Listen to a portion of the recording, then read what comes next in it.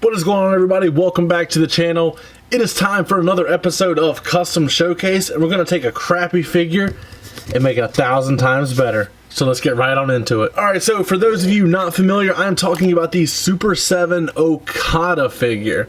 The painted skin tone on this body is just...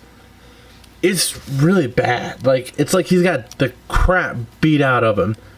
It's like, it looks like he's bruised. It doesn't look good whatsoever. So I took a couple parts from this figure because these are very expensive and put a little It's Cobb touch on them to make it better. So I took some of the accessories. I took a custom head from House 14. That's HAUS 14 on Instagram. I've tagged him in my recent pictures. And I took the Elite 100 Stunning Steve Austin and I made Okada. I'm still debating on changing these boots, but these are the knee pads from the Super 7 figure. This gear here matches what Okada would wear in New Japan. This chain comes from his New Japan figure, and we can go ahead and just put this over to the side because we don't need that anymore.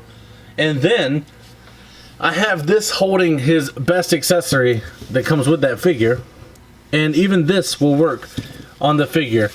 So you have a completed Okada look, but it's not the crappy one that Super 7 put out. But the articulation on this is just so much better than the Super 7. I mean, he can kick up that far. You got the double jointed arms. It scales well with other elites, obviously, because guess what? It is an elite figure. The Stunning Steve torso is, I think, perfect for Okada. But just the quality on this one is just...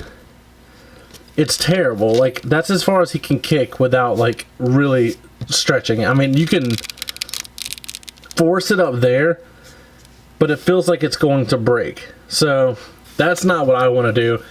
And I've heard that the hand pegs, well, for one, they're always loose, but they are insanely easy to break. You saw how hard it was just to get that hand out just then.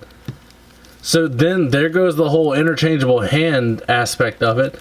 Also, I've seen where they break very easily here at the elbow and the shoulder and even at the knees. Look at that range of motion.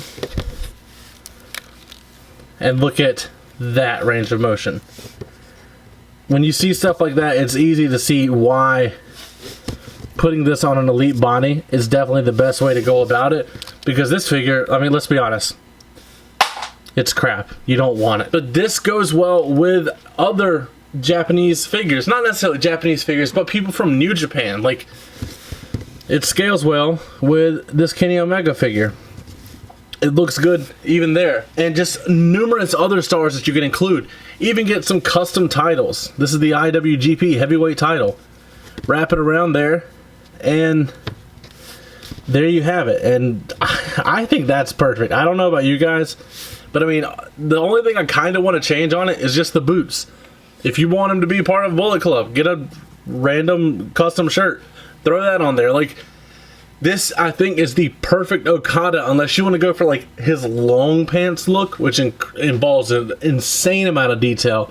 Hats off to anybody that has completed one of those. But this doesn't require any painting besides the head. And if you order from House 14 and use my code, he paints the head for you. So, I mean, you really can't go wrong with it. You'd be a fool to not at least try it, you know? But it's a nice short video. I wanted to tell you guys about this custom Okada I made. It's been one on my list for a long time, and I'm glad I was finally able to check it off because that Super 7 figure did not cut it. So, as always, don't forget to like, comment, subscribe, and last but not least, take it easy. Thanks.